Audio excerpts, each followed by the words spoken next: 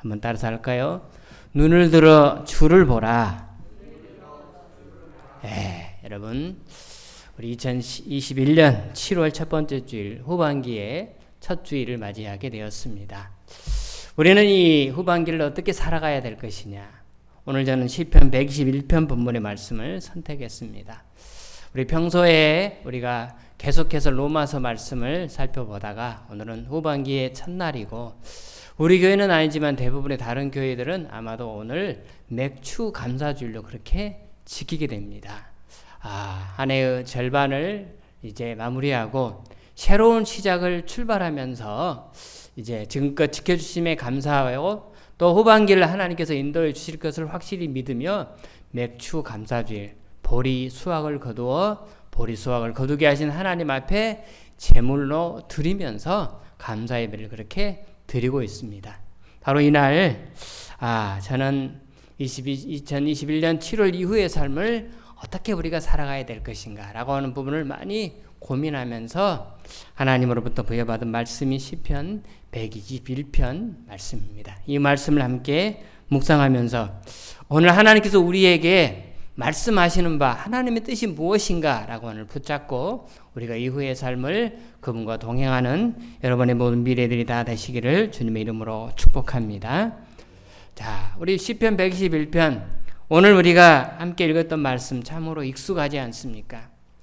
어떤 이들은 복음성가 가사로서 우리가 찬송을 만들어 또 노래합니다. 하나님은 너를 지키시는 자 너의 우편에 그늘 대시니 눈을 들어 산을 보아라 너의 하나님이 너를 지켜줄 것이라고 확신하면서 노래를 합니다. 우리는 시편 121편 말씀을 너무나 좋아하죠. 아마 성도님들 중에 성경에 있는 많은 구절들 가운데 5 손가락으로 한번 꼽아봐라 했을 때 아마도 그 안에 들어갈 만한 그 정도의 참으로 우리에게 은혜를 주는 말씀이 시편 121편 말씀이다 라고 생각됩니다. 그래서 어떤 분들은 이 말씀을 1절부터 8절을 송두리째 암송을 합니다. 그리고는 어떤 위기를 만났거나 힘든 상황에 직면할 때 우리는 이렇게 선포하는 것이죠. 우리 한번 그 마음을 가지고 다시 한번 선포하겠습니다. 1절부터 3절까지 말씀을 다 같이 합니다. 시작! 내가 산을 향하여 눈을 들리라 나의 도움이 어디서 올까? 나의 도움은 천지를 지으신 여호와에게서로다. 여호와께서 너를 실족하지 아니하게 하시며 너를 지키시는 이가 졸지 아니하시리로다. 아멘입니까? 네, 아멘입니다. 그렇습니다. 우리는 그 하나님을 믿습니다. 그 하나님께서 나를 지켜주실 것을 우리는 확신합니다. 우리가 인생을 살아가다 보면 여러 가지 함정들을 우리가 만나게 되는데 그것들을 피해서 살아가기가 얼마나 어렵습니까? 얼마나 힘이 드는지 모릅니다. 그러므로 우리는 또다시 암송한 하나님의 말씀을 떠올리며 우리가 또 선포하는 것입니다. 우리 4절부터 6절까지 말씀을 다 같이 한번 선포하겠습니다. 시작! 이스라엘을 지키시는 자는 졸지도 아니하시고 주무시지도 아니하시리로다. 여호와는 너를 지키시는 이시라. 여호와께서 내 오른쪽에서 내 그늘이 되시나니 낮이 해가 너를 상하게 하지 아니하며 밤의 달도 너를 해치지 아니하리로다. 아멘입니까? 네, 아멘입니다. 당연히 우리는 아멘입니다. 우리는 이 말씀을 읽으면서 또 암송한 말씀을 되뇌이면서 외로울 때마다 또 기도할 때마다 또 눈앞에 닥친 어려움과 위험이 직면했다 할지라도 우리는 다윗이 골리앗 장군을 두려워하지 않고 용감하게 맞서 싸우기 하여 나갔듯이 우리는 말씀을 붙들고 용감하게 세상 앞으로 달려 나가는 것입니다. 그러다가 우리는 또 어려움을 만나죠. 환난을 만나죠. 그럴 때 또다시 떠올립니다. 오늘 7절 8절 말씀 다 같이 합니다. 시작! 여호와께서 너를 지켜 모든 환난을 면하게 하시고 또 내 영혼을 지키시리로다. 여호와께서 너의 출입을 지금부터 영원까지 지키시리로다. 아멘입니까? 당근이죠. 당근이 우리는 아멘입니다. 주님께서 내 가족에 들고 나는 것, 그들의 오고 가는 모든 걸음걸음을 지켜주신다는 것을 확신합니다. 그리고 이렇게 말씀을 통해서 우리가 마음에 묵상하면서 확신할 때 우리의 마음에 하늘의 평강이 다가오게 되고 찬송이 나오고 감사가 저절로 나오게 되더라는 것입니다. 자, 그런데요, 이렇게 좋아하는 말씀이요, 이렇게 너무나 큰 위로가 되는 말씀이요, 너무나 힘이 되는 말씀인데도 한편으로 이 말씀이 때로는 나에게 확신이 아닌, 때로는 나에게 어떤 위로가 아닌 회의적인 상황이 올 때가 있더라는 사실입니다.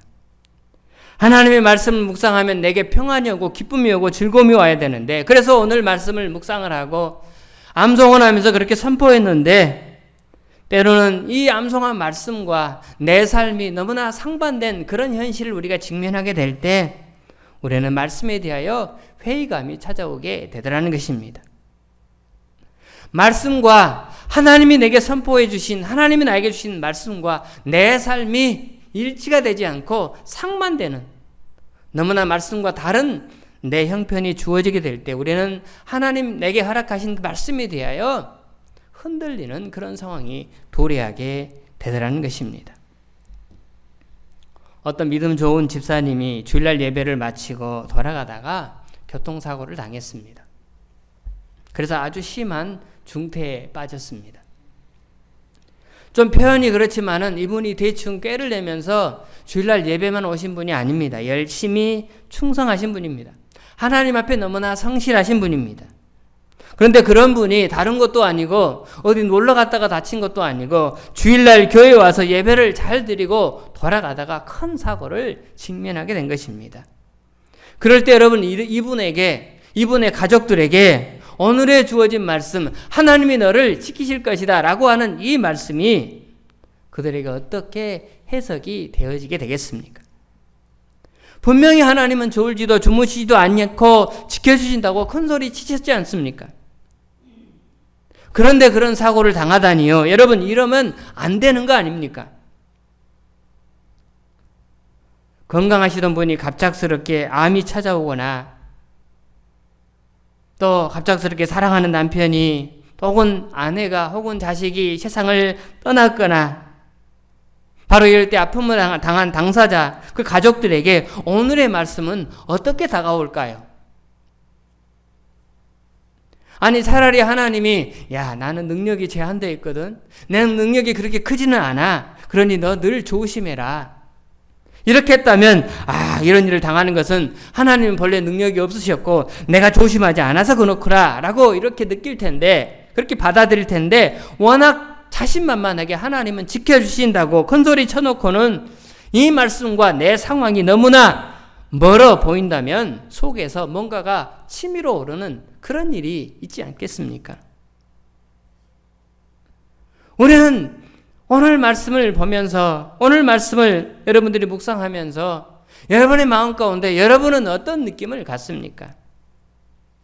한다고 나름 최선을 다했는데, 그래서 여기까지 달려왔는데, 하나님 앞에 드릴 것 다 드리고 봉사할 것 다 하고 예배 다 드리면서 말씀대로 신실하게 살아온다고 그렇게 나름대로 했는데 여전히 변하지 않는 내 주변의 상황들은, 아니 오히려 더 수많은 어려움이 우리에게 직면하게 될 때 우리는 오늘 말씀에 대하여 회의감을 가질 수밖에 없는 것입니다. 여러분, 오늘 1절부터 8절까지 보지만 오늘 말씀의 핵심 주제가 뭐냐면 하나님이 나를 뭐 한다는 겁니까? 지킨다는 거예요. 지킨다. 오늘 지킨다라고 하는 말이 몇 번 나오냐면 8절 중에서 6번이 나옵니다. 밤낮으로 주야로 우리를 지켜주신다는 것입니다. 여러분, 하나님이 지켜주신다라고 할 때 사람이 지켜주신다라고 하는 말과는 너무나 다른 것이죠. 내가 내 딸을, 내가 사랑하는 내 가족들을 지킨다라고 할 때는 완전하지 못해요. 그러나 하나님이 우리를 지킨다라고 할 때는 완전합니다. 우리를 완전하게 지켜주신다는 것입니다. 그런데 실제적으로 말은 완전하게 지켜주신다고 했지만 내게 주어진 상황은 그러지 못한다라고 느껴질 때 오늘의 말씀에 대하여 우리가 어떤 느낌으로 받아들이게 될 것이냐라고 하는 것입니다. 여러분, 다시 한번 보십시오. 하나님이 우리를 지키시는데 그분의 태도를 봅시다. 흠잡을 데 없습니다. 하나님이 우리를 지키시는데 졸거나 주무시지도 않는다라고 그렇게 말씀합니다. 여기 나온 대로 이 말은 뭐냐면 조금도 방심하지 않고 우리를 지켜주신다는 거예요. 어머니는 사랑하는 딸이, 사랑하는 아들이 아프면 곁에서 밤새 간호한다고 하지만 피곤해서 졸아요. 이게 사람의 몸입니다. 그러나 하나님은 졸지도 주무시지도 않고 우리를 계속해서 방심하지 않고 지켜주신다라고 하는 게 졸거나 주무시지 않는다라고 하는 의미인 것입니다. 또 그 하나님은 우리를 우편에서 지켜주신다 그랬습니다. 우편, 오른쪽입니다. 오른쪽은 뭡니까? 내게 가장 가까운 곳에서 그리고 가장 큰 권능으로 우리를 지켜주신다라고 했습니다. 또 하나님은 우리를 영원까지 지켜주신다라고 하는 것입니다. 여러분 이 말은 지키다가 안 지키다가 지키다가 안 지키다 이런 말이 아니고 변함없이 끝까지 우리를 지켜주신다는 것입니다.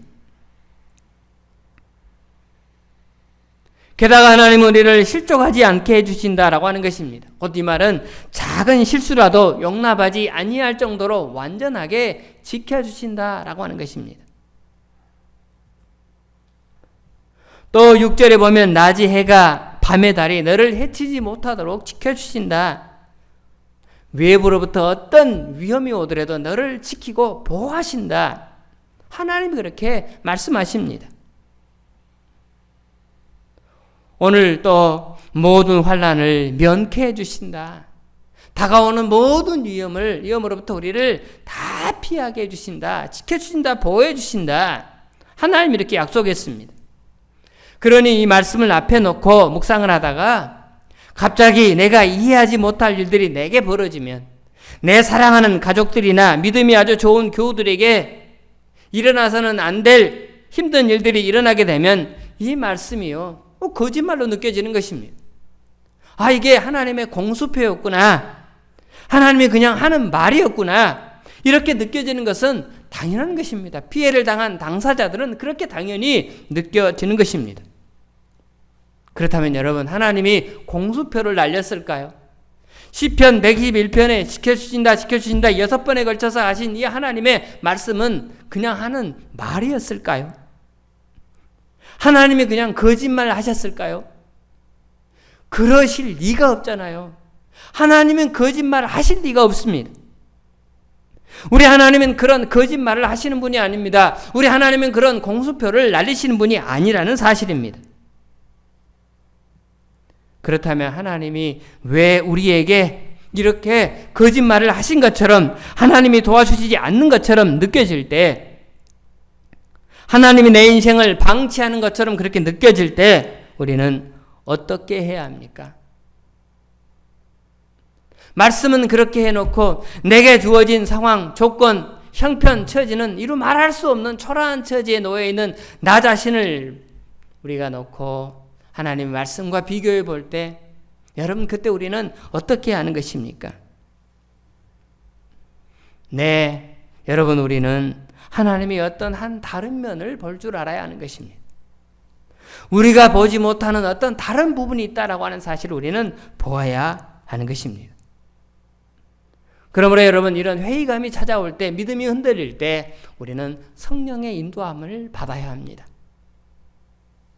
우리는 조용한 장소를 찾아가 귀를 기울이며 하나님이여 이 환경을 통해 하나님이 나에게 하시고자 하는 하나님의 뜻이 무엇입니까? 라고 하는 것을 우리는 추구하며 찾아가야 하는 것입니다.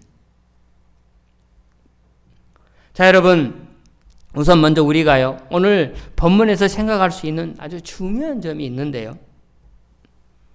여러분 이 시편 121편 말씀은요 이 시편 121편의 저자가 자기의 경험에서 나온 게 아니라는 거예요. 하나님이 내가 이렇게 살았더니 내가 성실하게 하나님 말씀대로 그렇게 준행했더니 이렇게 지켜주시더라. 내가 이런 경험을 했다라고 하는 고백이 아니라는 사실입니다. 아, 하나님이야말로 내가 살아보니 정말 내 우편에서 나를 영원토록 지켜주시더라. 아, 우리 집 아이가 자동차 밑으로 기어 들어갔는데도 하나님이 기적적으로 보호해 주시더라.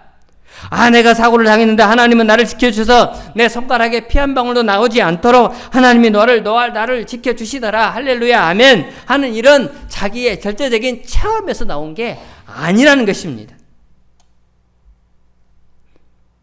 여러분, 오늘 이 말씀은요, 자신의 어떤 경험을 근거로 해서 나온 고백이 아니라 하나님을 향한 자신의 믿음을 고백한 거예요.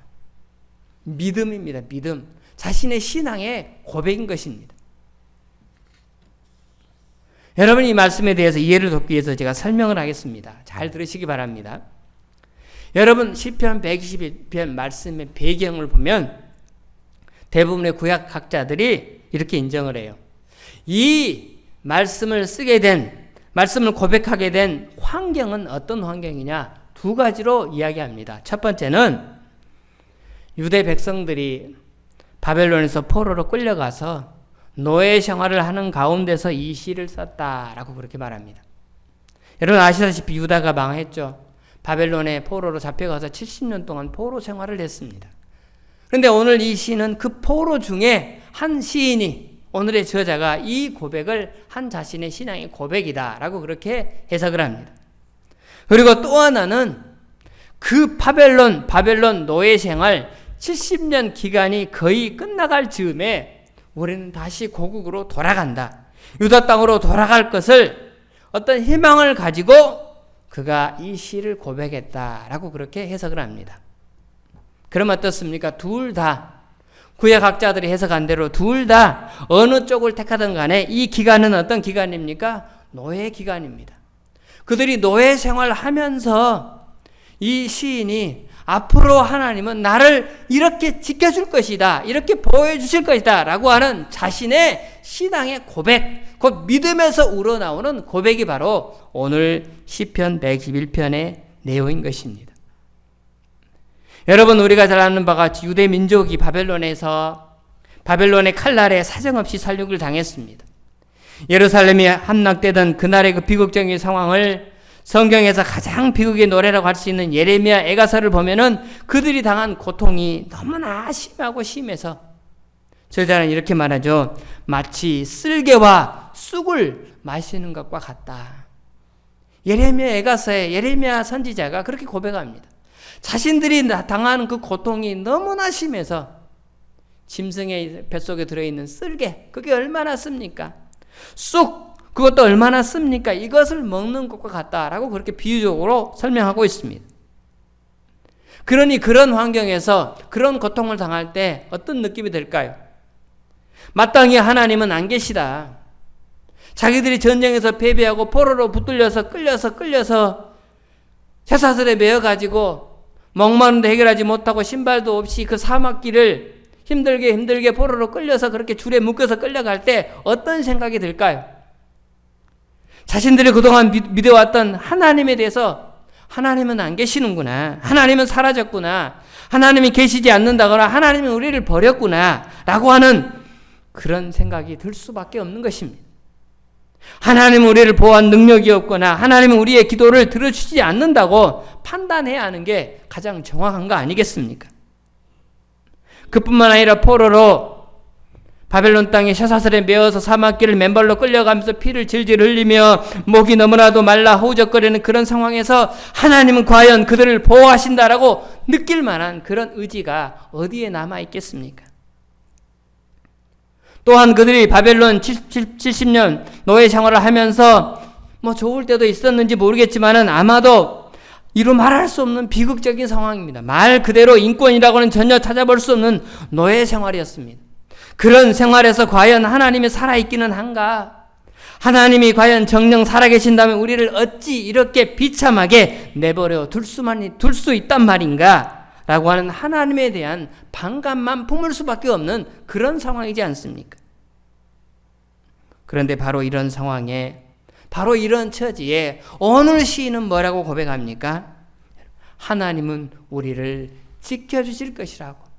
밤낮으로 주야로 잠도 줌지도 않고 우리를 보호해 주실 것이라고 하는 이 확실한 고백을, 자신의 이 신앙의 고백을 그는 선포하면서 오늘 이 시대를 살아가는 저와 여러분에게 너희들의 형편, 너희들의 상황, 너희들의 처지, 과연 하나님이 어디 계시느냐고, 정말 하나님이 존재하기는 하느냐고 비관할 수밖에 없는 그런 안타까운 처지에서도 내가 믿는 그 하나님은 나를 밤낮으로 지키고 보호해 주실 것이라고 하는 이 확신에 찬 믿음을 너희들도 가지면서 그 하나님이 지금부터 영원까지 너희를 인도할 것이라고 하는 이 확신을 가지고 2021년 7월 이후에 후반부의 삶을 너도 앞에서 선포하는 명목사 너도 이 자리에 앉아있는 여러분 모두도 함께 그 하나님의 마음을 같이 공유해서 나아가자라고 하는 하나님의 의도를 오늘 우리는 시편 120편 1편의 저자의 마음을 가지고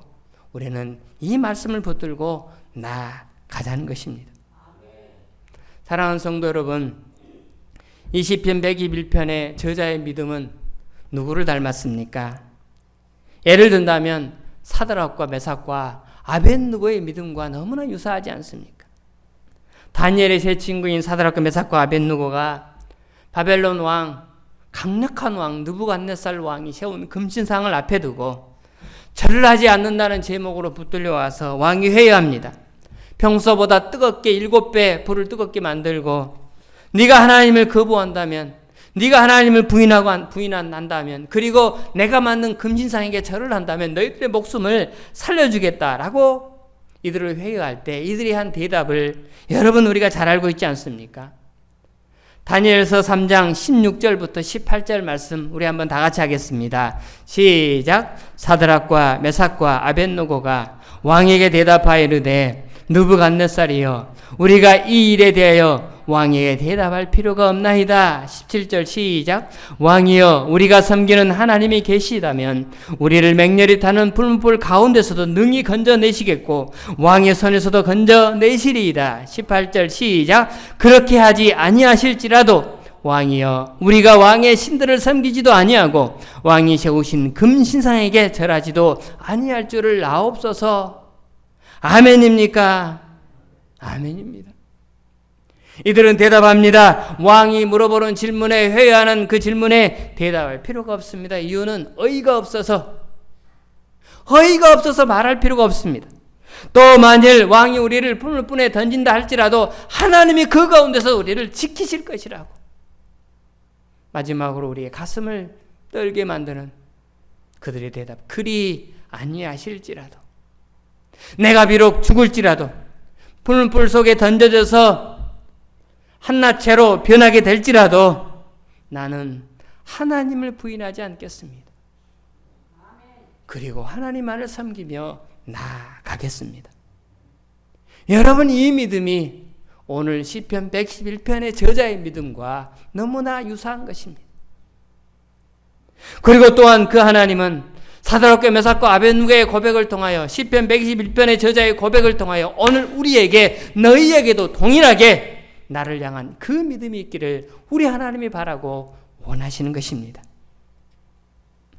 사랑하는 여러분, 우리는 바로의 하나님의 그 마음을 충족시키기 위해 이 자리에 초청받아서 오늘 우리는 이 말씀을 듣고 있는 것입니다. 우리는 이 신앙, 이 고백 날마다 정말로 하나님과 한 발 한 발 동행하면서 믿음의 종으로서, 하나님을 믿는 주의 거룩한 하나님의 사도로서 주님 보시기에 너무나 부족하고 연약하지만 우리에게 있기를 원하는 그 작은 믿음, 나를 향한 그 믿음을 하나님이 간절히 요구하고 계시다는 사실을 우리는 간과해서는 아니 될 것입니다. 우리는 그러기를 위해 무엇을 해야 합니까? 오늘 1절 말씀에 이렇게 말합니다. 1절 말씀 우리 다시 한번 보겠습니다. 시작. 내가 산을 향하여 눈을 들리라. 나의 도움이 어디서 올까? 내가 눈을 든데 어디로 든답니까? 산으로 든다는 것입니다. 여러분, 여기서 말하는 1차적인 산은 예루살렘 성전을 말하는 것입니다. 모리아 산에 있는 예루살렘 성전, 그 모리아 산을 바라본다는 것입니다. 그러면 여러분 그들이 끌려온 바벨론 땅에서 모리아 산에 있는 성전이 보입니까? 안 보입니다. 안 보이는데 그들은 그 모리아 산에 있는 성전을 바라보는 심정으로 고개를 들어 당신만을 바라보겠습니다 라고 하는 신앙의 고백인 것입니다.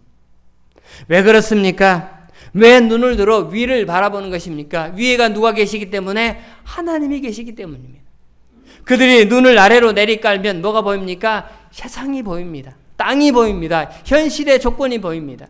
여러분, 우리는 현실의 조건을 보고 살아가는 사람이 아니고 우리는 눈을 들어 하늘을 바라보고 살아가는 사람들인 것입니다. 우리는 눈을 들어 하나님이 하실 일을 기대하면서 믿음으로 나가는 사람들이지 세상의 어떤 조건이나 상황을 보면서 살아가는 사람들이 아니라는 사실입니다. 그러기에 우리는 눈을 들어 하나님의 전능하심을 바라보는 것입니다. 사랑하는 성도 여러분, 눈을 들어 하나님의 전능하심만을 바라보시는 여러분 되기를 주님의 이름으로 축원합니다. 네, 그렇습니다. 우리는 눈을 들어 하나님을 바라보는 것입니다. 그리고 두 번째는 저자가 자기가 나름대로 믿음을 가지고 자신을 꽉 붙들어 들고 무진 애를 쓰는 모습을 우리가 찾아볼 수 있는데요. 여러분, 우리가 어떻게 아느냐면 오늘 본문에 나와 있는 주어를 보면 압니다. 주어. 자, 1절, 2절 보면 주어가 누굽니까? 나입니다. 나. 내가 산을 향하여 눈을 들리라. 나의 도움이 어디서 올까? 여기에 주어가 나예요. 근데 3절부터는 어떻게 바뀝니까? 여호와께서 너를 지키신다. 너를 지키는 여호와는 졸지도 아니하신다 라고 바뀝니다. 무슨 말이냐? 주어가 나에서 너에게 바뀌어요. 너로 2인칭으로 바뀝니다. 1인칭에서 2인칭으로 바뀝니다. 여러분, 이것은 무슨 말입니까? 자기가 나름대로 굉장히 믿음이 흔들릴 때 씨름하는 모습을 우리가 보게 됩니다. 내가 산을 향하여 눈을 들리라. 나의 도움은 어디서 올까? 하나님으로부터 온다. 그렇지. 하나님이 나를 도와주실 거야. 아무리 내 환경이 고통스럽고 절망적이라 할지라도 나를 도와주는 분은 하나님이야. 하나님이 나를 도와주셔. 그런데 그럼에도 불구하고 내 환경이 변하지 않아. 어려움이 지속돼. 그럴 때마다 우리 마음이 흔들려. 마음이 흔들릴 때 여러분 어떻게 합니까? 자기 자신에게 믿음의 회의감이 다가올 때 그때 어떻게 합니까? 자기가 자기를 격려하는 거예요. 그래서 내가 너로 바뀌어요. 내가 나 스스로에게 너 두려워하지 마. 걱정하지 마. 하나님이 너를 지켜주실 거예요. 아까까지는 내가 하나님 바라봅니다 했다가 그럼에도 불구하고 흔들리거든요. 상황이 변하지 않으면 여전히 어려움이 내게 계속해서 직면해 있으면 내 믿음이 흔들리거든요. 그러면 곁에 서 있는 다른 사람처럼 나 자신에게 격려하는 거예요. 그래, 너 힘내. 하나님이 곁에 계시잖아. 힘내. 옆에서 격려하는 거예요. 여러분, 우리는 서로 격려하는 사람이 아닙니까? 저는 여러분을 격려하고 여러분은 저를 격려하고 여러분 곁에 있는 사람에게, 엄마에게, 아들에게, 자식에게 서로 격려하는 거예요. 뭘 격려해요? 하나님이 계셔. 염려하지 마. 힘을 내. 걱정하지 마. 그분이 도와주실 거야. 에이, 안 그렇잖아요. 내가 힘들어 죽겠어요. 그럴 때 내가 좌절에 빠질 만한 그런 상황에 놓였을 때 다시 나를 격려하는 거예요. 내가 나에게, 서로가 서로에게 우리는 격려하는 것입니다. 여러분, 인간이라는 것이 얼마나 연약합니까? 아무리 믿음이 강한 사람일지라도 내 힘으로 우리가 살아갈 때 흔들릴 때가 너무나 많이 있습니다. 아무리 믿음이 좋아도 믿음이 나쁠 때도 있고 믿음이 미끄러질 때가 있습니다. 그럴 때 본문의 저자처럼 우리는 서로를, 자기가 자기를, 서로가 서로를 격려하면서 북돋아주면서 힘을 내자고 손에 손을 맞잡고 함께 나가는 것이 바로 우리 모두의 아름다운 관계인 것입니다.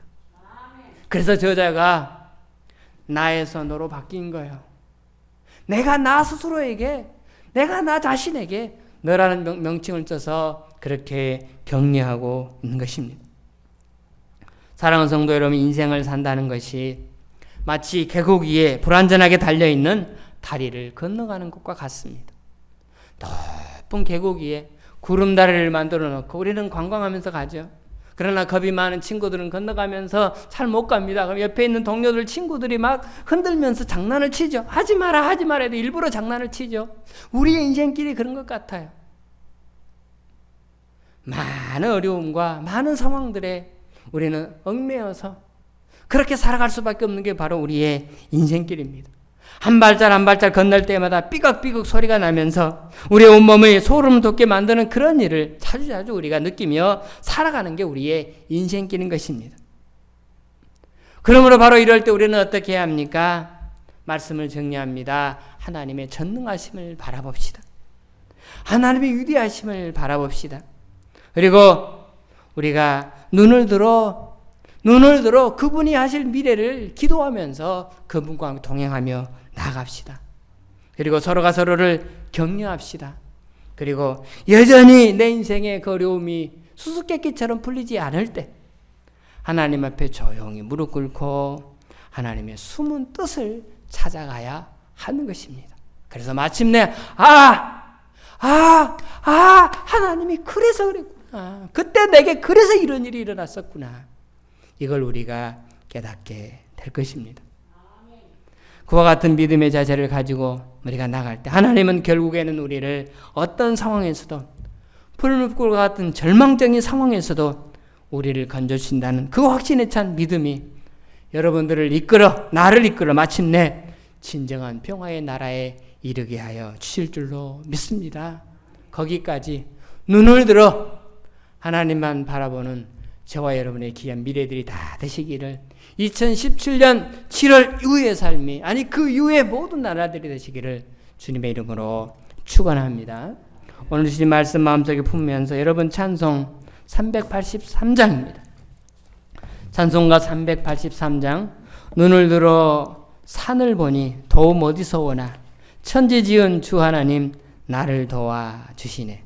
우리 시편 121편의 저자의 심령으로 돌아와서 함께 찬양으로 나가도록 하겠습니다.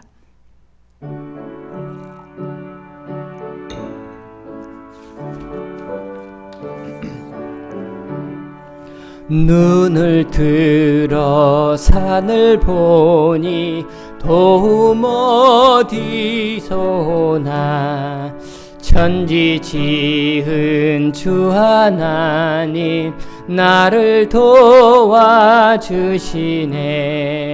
나의 발이 실족치 않게 주가 깨어 전도사님 찬양.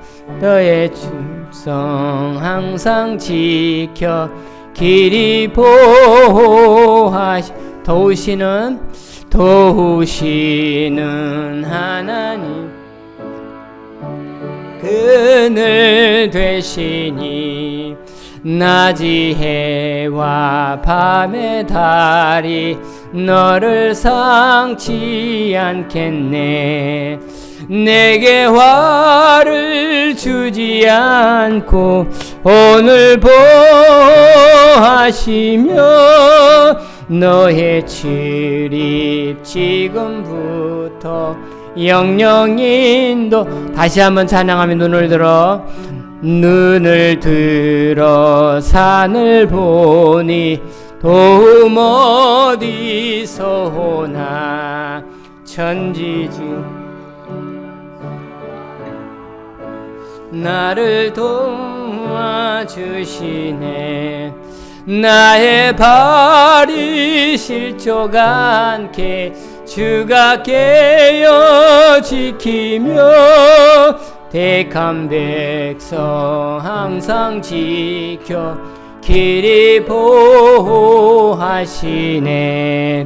도우시는 하나님이 내게 그늘 되시니 낮이 해와 밤의 달이 너를 상치 않겠네. 내게 화를 주지 않고 오늘 보호하시며 너의 출입 지금부터 영영 인도하시리.